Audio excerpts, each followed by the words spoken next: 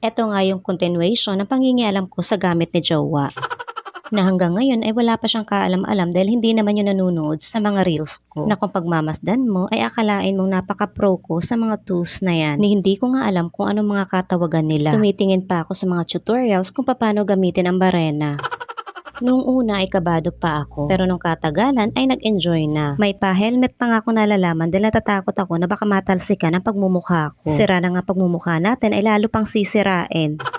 Wala nga akong makitang malaking drill bit kaya lumabas muna ako at bumili. Bumili na rin ako ng mga screw at hook. Gusto ko kasing i-mount yung floating shelves na nabili ko. Eto yung mga tinutukoy ko at kung gusto nyo ay ilalagay ko na rin ang links sa comment section. Dalawa yan kaya 4 na butas ang kailangan kong gawin. Hindi halata sa video pero malalaki ang mga bracket na yan. Kaya safe ang mga mabibigat na gamit na ipapatong mo sa mga floating shelves. Lagi nakasaksak ang rice cooker namin dahil nilalanggam ang kanin kapag malamig. Pero binunot ko dahil nagtitipid nga tayo sa kuryente. Minuminuto ko na lang sinisili para hindi malalapitan ng langgam. Nakabila rin nga ako nitong multifunction storage box. Mga cute lang sila pero marami na ang pwedeng ilagay. At very affordable din lang. Wala pang 200 ay may siyam na organizer ka na.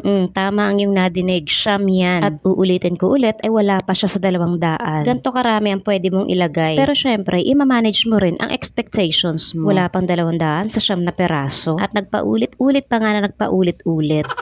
Ilalagay ko na rin sa comment section ng link baka magustuhan nyo rin. Nabilang nyo ba kung ilang bagay ang pwede magkasya? Eto ang sinasabi ko na bukod sa pagkain ay gumagastos din ako sa gamit ng anak ko. Sa dalaga ko lang yan at wala pa yung sa akin dyan. Buti na nga lang at hindi magastos yung 2 lalaki. Nagkaroon na nga ng lagayan ng mga gamit namin pakalat-kalat lang. Nasa bahay nga lang ako pero wala namang patid ang dating ng mga parcel. Hindi ko naman sabay-sabay in-order yan pagitan na isang araw. Ang suma total ay parang ganun na rin. Nai-upload ko na ang promotion video nitong glass oil jar pero ilalagay ko pa rin ang link at baka magustuhan nyo din. Sadyang iba na talaga nagpapasaya sa mga taong kwarentahin na.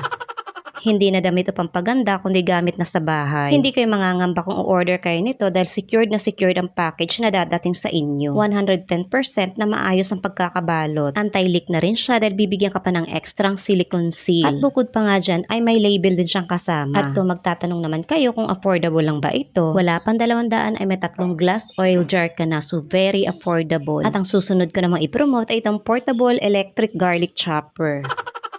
At yes, pwedeng-pwede din ang onion dito. Isa nga sa mga struggles ko kapag gumagawa ako ng lumpiang Shanghai ay ang pagkakat ng onion. Dahil sobrang hapdi niya sa mata at hindi ko talaga maiiwasan na maiyak. Kaya naman ay napa-order ako nitong portable electric chopper. At sobrang pinapadali niya ang buhay mo kapag magluluto ka ng lumpiang Shanghai. Ilalagay ko na rin ang link dito baka magustuhan nyo rin. Dahil naubusan na nga ako ng oras kaka voice over, ay ipiprito ko na lang itong karne pang ulam namin sa tanghalian.